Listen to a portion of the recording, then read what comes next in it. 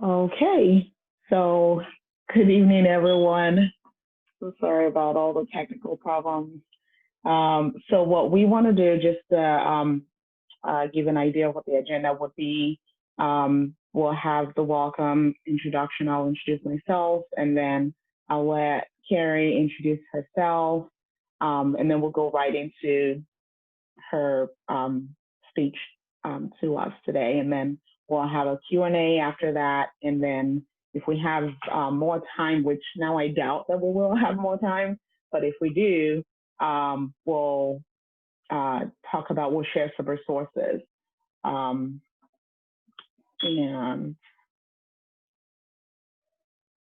oh, thanks, Kelly. It was my pleasure. I enjoyed it. I enjoyed being on the panel yesterday. Thank you. Okay, so welcome again, everyone. My name is Rachel, and some people actually know me as Dami because that is my middle name. And fun fact, I like Dami better than Rachel. It is actually my middle name. It's short for my middle name. My middle name is really long, but I like Dami because when I say the full name, it means God has blessed me with wealth. So I like it better than Rachel. Anyway, I am with Demi Carrie and Leadership. I'm also the host of the Discovery Dinner. One of my passions is helping others get in the jobs that they will be fulfilled by. And so that's an aspect of life that I've really dedicated a lot of my time and work into making happen for other people because I know that even though people don't really consider work a contributing factor to our overall fulfillment in life, it actually does play a major role. And I believe that if we can get that aspect right by doing the work in the beginning before connecting with an organization or getting in a job, I think that we can really eliminate a lot of problems that people have when they eventually join organizations. And that's why I do this. So, well, without taking too much of our time, I'm going to go ahead and let Carrie introduce herself. And thank you so much, Carrie, for agreeing to speak tonight. Absolutely. Okay, I'm going to share my screen and then we'll kick off. Let's just make sure. Can you guys see my screen okay?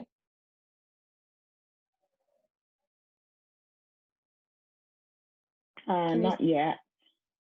Okay.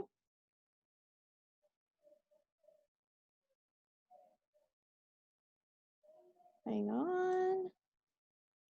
Try this again. Yep, I think now it's coming on now. Yep. Yay, technology. Okay, everyone see my screen? Yeah.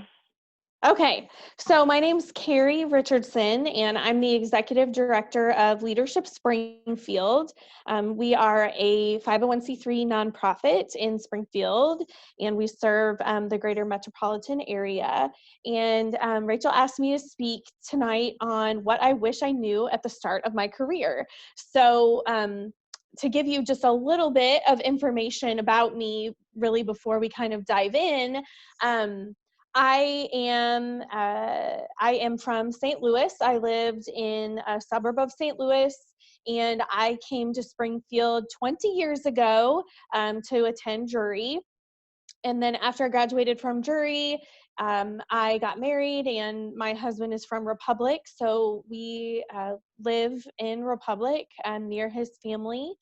And that's kind of my personal story. I have 3 boys, so I have identical twins that turned 9 this week, and then I have a middle school boy. So lots of fun and loud craziness in my house. Professionally, my background is in nonprofit as well as communication, marketing, development, grant writing, and then I spent the last 12 years before taking my current position as the Chief Operating Officer and Healthcare Administrator at Ozarks Community Hospital, which is a tri-state rural critical access hospital system. And so I was the Chief Operating Officer for several years, and before that I was Director of Business Development, and before that I was Communications Director. So my career kind of grew there, and so I have really a background in business and nonprofit, and I am thrilled to be a part of Leadership Springfield. I'm the first ever Executive Director of Leadership Springfield. We used to be an affiliate partner of the Chamber, and the board, there was an independent board of directors since the 80s, and the board voted to, a few years ago, to be an independent organization. And so I was the first employee and really built my team from scratch and helped grow the organization for financial and operational stability and long-term sustainability. And so I'm thrilled with what I do. I get to be a part of people who are growing in leadership and growing in their community connections, and I'm very passionate about both those things. But overall, I've had a lot of twists and turns and different things that have happened in my career. So I'm going to share with you all tonight just 7 life lessons I wish I knew at the start of my career. So this picture specifically, you will see this person a little later in my presentation, but this is my mentor and advisor when I was a jury student as an undergrad in the communications department. This is Dr. Regina Waters from jury. And I chose this picture because I was thinking about when I started my career. And I guess I worked in retail in high school. I worked at a clothing store, and then I was at a pet store actually. And then coming to jury really shaped who I am and laid a solid foundation for my career. And so it's really important to me to really see this as the launching point for me after this.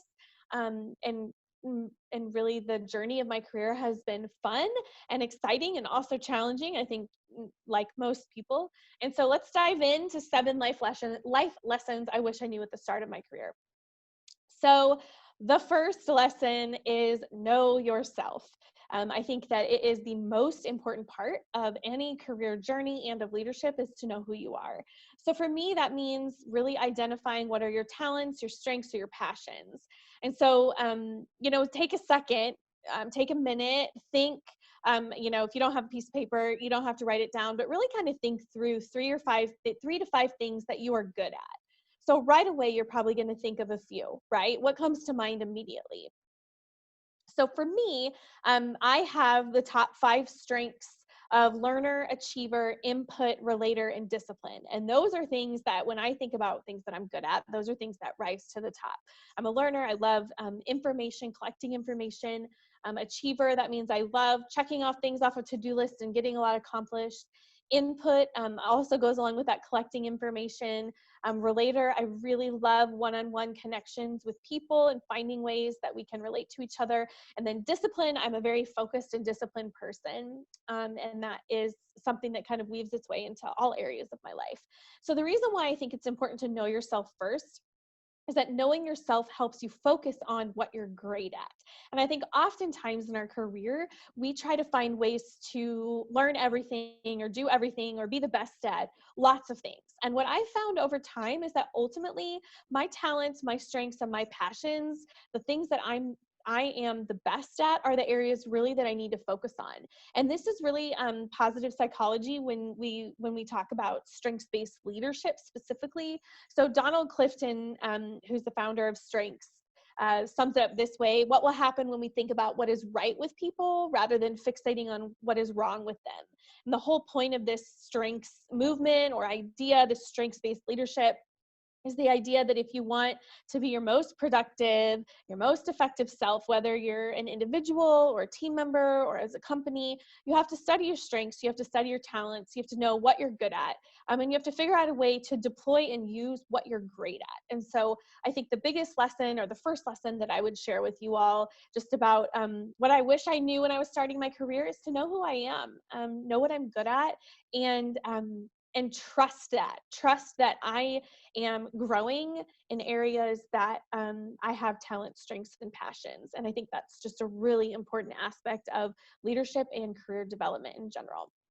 So second, after we know ourselves, show up. This is my favorite quote, and I say it all the time in my family, as well as just kind of like a personal thing to me. You aren't a failure until you fail to try. I really believe that half or even more than half of tackling things that are intimidating, especially things that are new in our career or that we're looking at doing or exploring, half of tackling it is just showing up.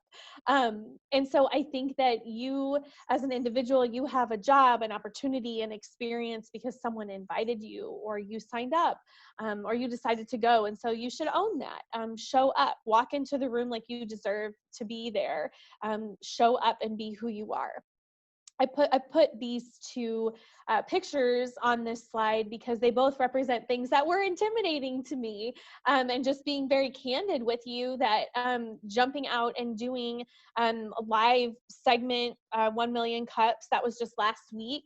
That was a totally unique presentation. I've never done that short of a presentation broadcast live before, and so that was really interesting and a challenge for me. And then the other one is, this is something that, an article that was in SBJ after I started at Leadership Springfield and I launched a new program. And, I didn't know how the program was going to work, and we took a leap and we did it, and it has been very successful. But part of that, again, is just showing up and knowing that you are there for a reason.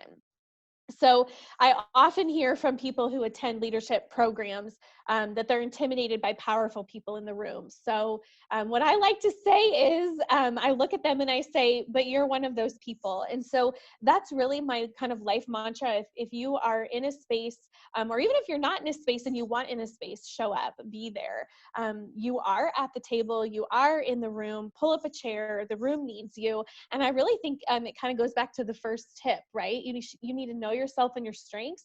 You also need to know that you showing up is important, because the room or the job or the position or the event or your team, they need you specifically. They need your strengths and your talents, and they need you to show up and jump in. And it's not about showing up and doing nothing. It's about, again, this quote, showing up and, not, not failing to try, showing up and doing. And so I think I've seen this a lot in my career, specifically my job transition, stepping into, after more than a decade in healthcare, stepping into a new journey. Leading a nonprofit was certainly a transition for me. And I think part of the way that I worked through that and tackling that is just showing up, making sure that I am there, that I'm showing up where I'm invited, and then also asking and jumping in and opening the door, maybe sometimes when I'm not sure if I'm invited, but saying, hey, I would like to be a part of that. And I think oftentimes, especially as our careers are growing, we're intimidated. And so, again, show up. Don't be intimidated. We need you. Your individual strengths and talents, we need you to show up. Okay, number 3, do the hard. So this one's actually probably my favorite one. And, I try to think about another way to say it, but honestly, it really is. This is what I believe about things I wish I had known when I was first starting my career, is that life is hard, things are hard, and we have to do hard things, awkward things, scary things to grow. So when I say do the hard, I mean that school is hard and life is hard and friendships are hard and coworkers hard and family is sometimes hard and relationships are hard. Work overall is hard sometimes. But when we do the hard stuff, we also get to the really good stuff. And so I think that when we do hard things, we get better outcomes, we have better opportunities, we meet amazing people, we form lifelong friendships, we work through challenges, we find deeper and meaningful connections with people we care about. You can navigate work stress and find success that boosts your confidence for the future if you do the hard things. So I think that when we think through doing the hard stuff, we oftentimes approach a new position or a new career with, rose-colored glasses. And the truth is that every position comes with hard things. And so I think that the most important thing that we can do when we're looking at our career and leadership and growth is to know that we have to show up, right? We have to know ourselves, we have to show up, and then we have to just do the hard work. And with that, I feel like there's some ownership and responsibility that comes with that. So when I say do the hard stuff, that means own your work. That means do it with excellence. That means stretch yourself. Um, I think much like life, discipline yourself to do the hard things, and that helps you develop resolve and confidence and discipline. And I have never been through a hard situation that didn't lead to growth, even if I didn't want that growth necessarily, or I didn't want to have to deal with the hard. The truth is that doing this step and really understanding this part about your career can really make the hard stuff tolerable. Because overall, the hard does lead to good. I think through the best experiences or the closest relationships I have from particular seasons in my life. And specifically, I'll just use one, and that's a particular position, and the one that I was in for 12 years specifically. And those coworkers that I did life with together for more than a decade, and we navigated some tough stuff and we worked through it together, and because of that, our relationships were stronger, as coworkers, and then ultimately just as connections, as people, as friends. And so I think I have a picture here of my team. This is my team at Leadership Springfield, and they work so hard. And so when I think about a group of people that just shows up and does the hard stuff every day, I'm really super proud of my team. And that's part of our culture too, is work hard and celebrate the rewards, and make sure that we grow while we're working hard. So overall, number 3 things I wish I knew at the beginning of my career: do the hard. And that does mean that there's hard coming, and challenge is not something that we should run from. We should, again, know yourself, know your strengths, show up, and then do the hard stuff. And next up, next thing that I would say I wish I knew at the beginning of my career is that people matter most. I feel like emotional intelligence is incredibly important. The work that you do is valuable, but the relationships that you build and preserve are truly the most important thing, because we need people to accomplish things. So even if you're a very task-oriented person, which I am absolutely a task-oriented person, I have achiever and discipline in my top 5 strengths, which are both very much executing strengths and task-oriented strengths. I think that knowing that people matter most changes your perspective on work. And I don't think that I realized this fully when I was starting my career. I've always been a fairly friendly person, so I did maintain relationships with people, but really focusing on investing, building, and preserving those relationships throughout my career has made such a huge difference. And so I wanted to share just a fun story. So if you look here, this picture, I've got 2 pictures here. The one with the group of ladies on the left, you'll see the person that's all the way on the right is the same mentor and advisor that was in my college graduation picture. So that's Dr. Regina Waters. And this is literally, 17 years later. I, as a jury student, connected with Dr. Waters and told her what I was interested in doing as a career. She connected me with a free internship. And that free internship was with Alexis Brown, who's the blonde just next to Dr. Waters. Alexis was a jury student, she was a jury graduate, and she was the communications director at The Great Game of Business, an SRC company, one of Jack Stack's companies. And so I actually just did a job shadow. So I came and job shadowed Alexis, and we were in a meeting, and I remember they were planning an event, and she asked a question to the group about the event. And then she asked me what I thought. And I was like, what? She cares what I think, right? I'm just observing here. And so I answered her question, and we got to talking, and ultimately that led to her offering me an unpaid internship for the summer.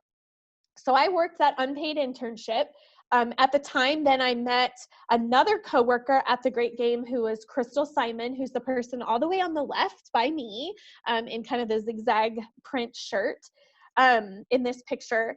And I met Crystal, who also worked for Alexis or with Alexis at the Great Game of Business. So I was an intern for the summer. I learned tons about the Great Game of Business. It was an incredible learning opportunity for me. And when the summer was over, they offered me a part-time job. And so I accepted that part-time job and worked there for years until my college graduation. They offered me a full-time position, but I was getting married and my husband's job relocated to Detroit, Michigan. So I could not accept the position, but I stayed in touch with these ladies. And fast forward, several years later, I had moved back to Springfield. I was working at DCO, a local nonprofit, and Alexis called me again, the blonde here in this picture. And she called me and she said, "Hey, I'm working at this hospital and I've received a promotion and I'd love for you to have my job." And so I was like, what is this opportunity? And so I talked with her, learned more about the organization, and ultimately accepted the communications director position at what was then Doctors Hospital of Springfield. And then after a few years, I received a promotion, and so I hired a social media person and another communications director for me. And I went back to Dr. Waters at Jury and I said, "Hey, do you have any great Jury students to send me?" And she connected me with Andrea Hart. And Andrea is the other person in this picture. Andrea worked for me at the hospital for many years. And over time, she actually left the hospital and then went to work for Crystal Simon in this picture on the left, who was then over at Camp Barnabas. And so altogether, my career story is woven together by these 4 other ladies. And had I not spent the time to build and preserve those relationships, we would not have the opportunity, none of us would have the opportunities that we have today. And I tell you that story just because I could have gone to that job shadow and said thank you and just left and never thought another thing about it. But I focused on building and preserving those relationships, and I didn't even know it at the time how valuable that was. And so I think overall, just something that I've learned consistently, been demonstrated throughout my career, is building and preserving those relationships above all else. And then the people on the right, these are my 2 greatest friends from my long career at OCH and healthcare. And I think the thing that I think of most when I think about us working together is that we all had very different strengths as a leadership team, but we supported and encouraged each other. And so I think that one of the things that's most valuable about knowing yourself, showing up, and then doing the hard stuff is making sure that you are surrounding yourself in a career with people who support you working to your best self, who support you, recognize your strengths, partner with you for your success, and all together encourage you. These are people that also can hold you accountable and tell you the honest truth about how you're performing and also spur you on to being better. So overall, people matter. It's never just about the job. It's always about people. And I think that that's something that when I was starting my career, I really focused on what the position is and what my job duties were going to be. And at this point in my career, I think I wish I had known how much more important it is, the culture and the people. Okay, number 5, exercise all your muscles. This one's maybe a little bit funny, but when I think of exercising all your muscles, I really think about your brain and your body, right? So it's not just exercising physically, it's really exercising your mind. I think forming a good routine and practicing positive habits is something that is easy to do at the beginning of your career, but as your career grows, it's harder and harder. And so I think there's a funny story about this, and I know any of you guys, if you've ever been runners, when I was a student at Jury, I started a new exercise routine, and I ran really for the first time in my life.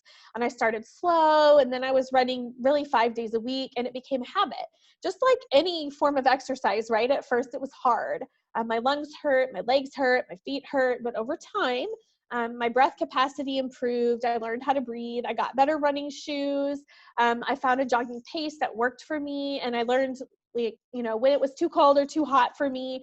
And then I just got up and did it. And so exercising those muscles over time made it not just better, but enjoyable. So, 20 years later, running is not something I do all the time. So after lots of seasons of life and 3 kids, I can still go for a jog, but the first couple of times I get back in it, it's hard. My muscles and lungs are screaming at me, and I'm like, what am I getting myself into, right? But after a few days, I'm good, and practice really does help, and routine and habits help. So overall, I think it's very easy to think when we're in our career that we forget that we need to exercise our body and our mind. We need to move, but we also need to challenge ourselves. We need to put healthy routines in place, whether that's limiting screen time or getting fresh air or actually taking a lunch break. Those things are okay, and they're really healthy for us. So it's kind of self-care, but really in a career-focused way. Make sure that when you are looking and growing your career, that you're forming good routines and practicing positive habits, not just for your brain, but for your body too. And I think that goes a long way in helping you be able to navigate the hard stuff and the challenges and stress that may come your way. Okay, so remember your why. This is one of my favorite ones when I think about lessons that I've learned. And I know I kind of mentioned this, that, I at the beginning of my career, I really focused on what the position was, or I'm not super driven by money. So I did consider salaries, of course. You have to be fair to yourself and get the value, get your value for a salary. And definitely you should negotiate for what you're worth. But for me, the best experiences I have had in my career have been when I am living my passion, when I'm doing what I love. And so I would say, when you're trying to make decisions, weigh decisions from the lens of your why. So why are you at the job that you're at? Why were you interested in it in the first place? What attracted you to the position that you're in? If you're looking for a position right now, when you're reading job descriptions or position postings, or you're researching companies, what is it about those that's pulling you or drawing you? And so overall, I think those things are really important to remember. If you remember your why, everything is a little more tolerable, and you at least have purpose in the context. So sometimes this may require taking inventory. On particularly challenging weeks, there are times where I have to refocus and say, what's my why? Why did I do this in the first place? Why am I doing this in the first place? I like to say, for me specifically, when I am buried with work, the best thing that I can do is spend time with our programs, because I see right in front of me my why I got into this work in the first place. So even on the most challenging and stressful days, the why gives me life, right? It gives me purpose. I can also make decisions from the lens of my why. I was able to make the decision to accept this position at Leadership Springfield and make a huge career change in every way for me and my family. I was able to make that decision because I weighed it from the lens of my why. I weighed the decision, the action, the steps, and it kept me focused on why I was doing what I'm doing. And for me, this picture, this is one of our programs from last year, class 37, class 38. And I, every time I look at this picture, I think about their smiles and what they learned this day, and again, why I do what I do. And so I think that reminding yourself of that is really important. And if you're going through a really challenging season at work, no matter what you're doing, find something that helps you remember your why, whether it's one of those like sweet notes you got from someone, put it in a place that you can see it. If it's a great review that you got from your boss, look at it, remember why you're passionate about what you do. Or if it's a picture like this that just helps you see, like, yes, this is why I do what I do, and I'm really passionate about it. Put that in front of you. I honestly didn't think that I would have to do this. I am a pretty passionate and energetic and excited person. And so I really didn't think that I would have to remember this, but it's very easy in your career to get buried by work. And you need to take time to stop and remember your why for sure. Okay, last life lesson that I wish I had learned at the beginning of my career. And this to me is the most important thing. If I could tell myself one thing at the start of my career, it would be this, period, one thing. And that would be carve out margin. So what is margin? If you haven't read the book Margin, I would highly recommend it. Um, Basically, margin is the space between your capacity and your commitments. So if you think about it like an equation, you have all this capacity at the top, right? So you have capacity and then you subtract your commitments. And if it's an equation, you should have space left over, right? There should be positive margin.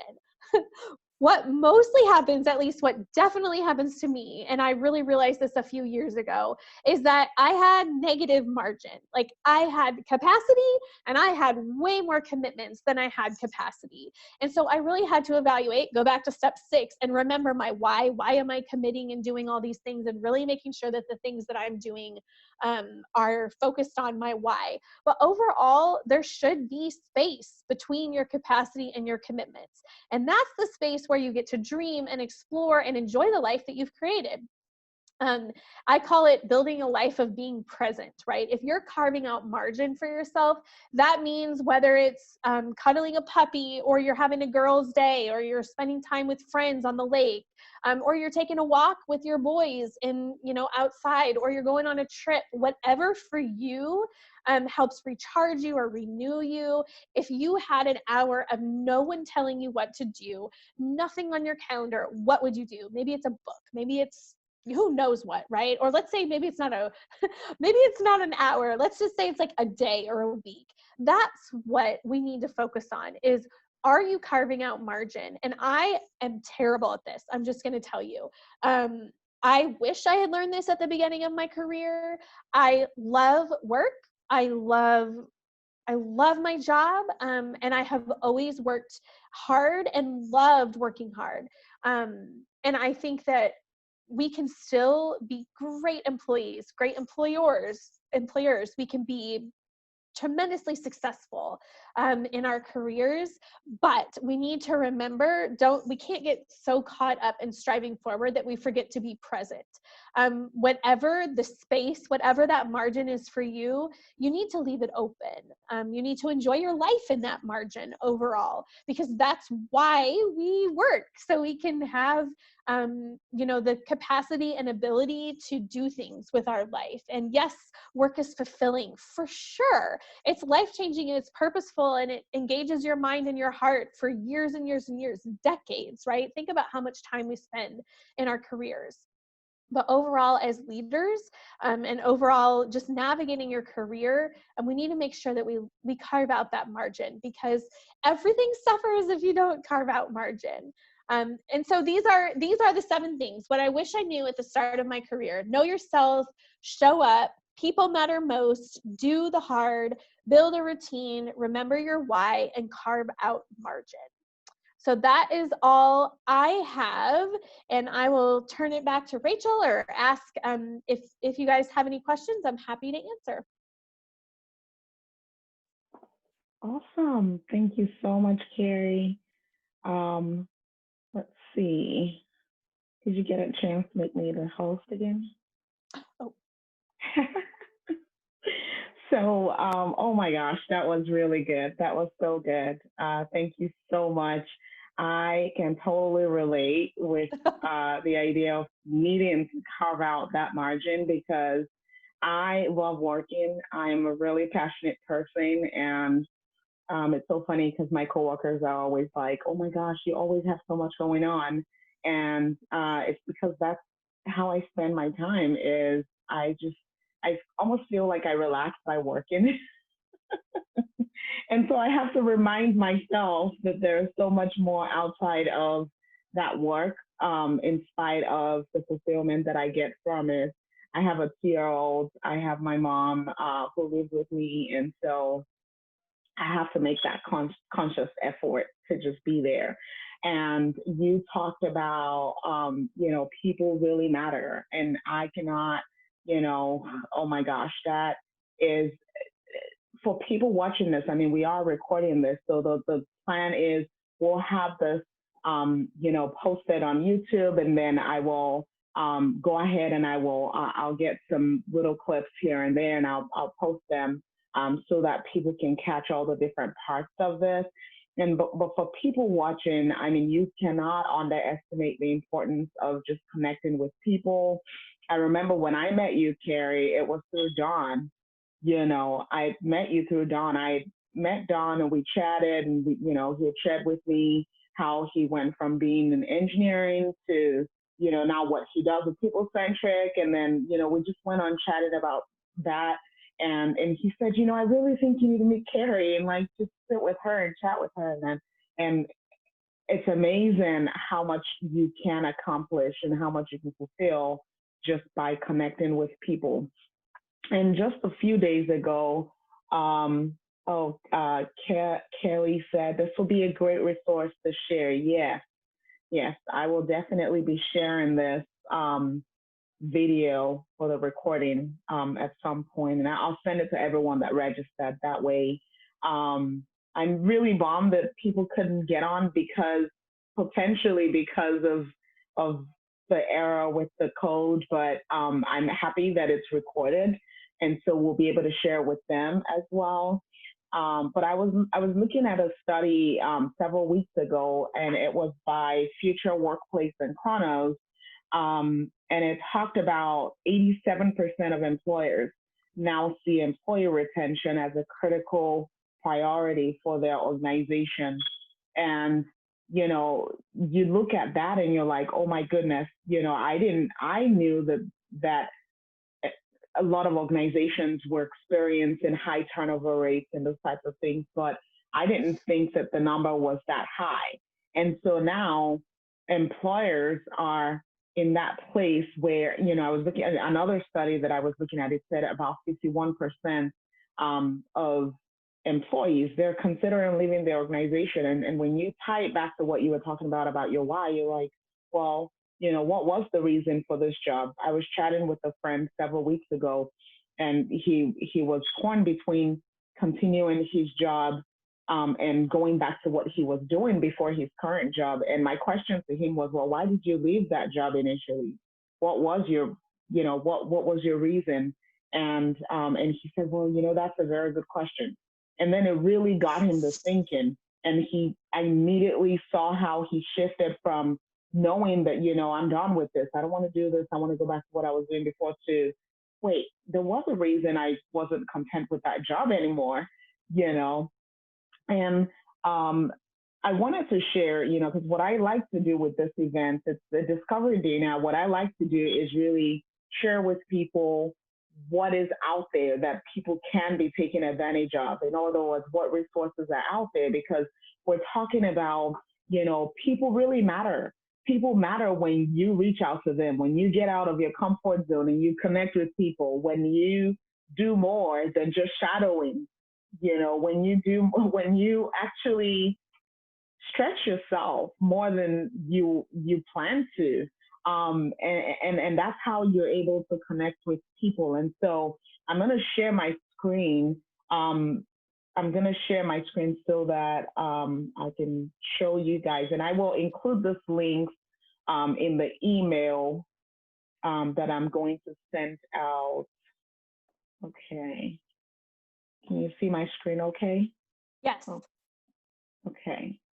I'm trying to make this bigger. Okay. So this actually is on the library's website. It's a directory for different networking groups in Springfield. And I'm going to go down here, it actually has all the library information for other cities, but I mean, we're in Springfield, so I pulled up the one for Springfield, and it's got a lot of networking groups you can see the accounting groups on there, addictive disorders, adoption. It's all in alphabetical order, but there are so many different networking groups here. In other words, when someone's looking to go from one job to another, you can literally just go, um, to this and okay, so you can see the directory, not the local networking groups Right. page. Okay. So, well, the local networking is also, that's the other one I was going to share. Oh, cool. So this actually is another resource that has, and this is industry specific. And so, and again, I will send this link out so that people can go there and I'm going to scroll this down. Okay, so when you click on that, you're able to see what the different groups are. You can see what's there for information technology. You can see what's there for healthcare. You can see what's here for business. It looks like business has a lot. And you can see that. And you can also see the some of the largest local networking groups in town as well. So it's important to be looking at these things and looking for these resources so that we can connect with people and we can build those relationships. And the directory really, gives you the contact information and those things. And it's in alphabetical order. The directory actually has much more than the local networking groups. That's why I have that, so that people can just go on there and scroll through and see what's in nonprofits, what is in healthcare, what's there for children at risk, and begin to connect with all of these different groups because again, it is in networking. I was actually reading a LinkedIn news by Andrew Seaman the other day, and he mentioned a heating job market. And I was like, what is a heating job market? And basically what this is the jobs that never make it on the job board. That's the hidden job market. And he was talking about, he actually did a poll of 750 recruiters, and over 50% of those recruiters actually said that their jobs, that they have almost 70% of their jobs never make it on the job board. And it's because they're posting in networking groups before they even post on a place like, Indeed or ZipRecruiter or even LinkedIn. A lot of times, even in the fundraising world, I know that we have jobs that come open that before we post the job on our Cox Health page, our department is already talking about it at our fundraising professionals meetings. And we're already like posting it on, we have a careers page on our ASP website. And so fundraisers are able to go there and see what fundraising jobs are being posted. But aside from that, we're talking about it in our meetings. And so if you're not connecting or networking with this group or plugging into this group, there's no way you're going to know that this thing is even, that a job is open. And so if you're out there watching this after we posted it, just take advantage of networking groups in your area because there are a lot of jobs that fall, in that hidden job market that you will not get a chance to see. And so, if you want to get a great job and you want to be successful at what you're doing, you want to connect with the right people and you want to grow, get out of your comfort zone and be connecting with people. So, I wanted to share that, and that's really all I've got to share. And I hope that whoever sees this will be able to use that resource. And if you're not in Springfield, I'm sure that whatever city it is, they will have their own resources as well that you're able to look. Just go on the library page and pull up those directories and also look for those local networking groups that you can be a part of so that you can be more successful in your career. I think that brings us to the end of this, unless we have any additional comments. I'm going to stop sharing my screen, and I will send the link along with the video. So no worries, we'll have the link emailed or the link emailed. Thank you so much. Yeah, thank you so much for speaking, and I'm glad we were able to do this. It was definitely very informative, and it was good. Good. All Yeah. right. Well, have a great Well, night. yeah, you too, and have a great night, Kelly. You're welcome. Have a Bye. good night. Bye.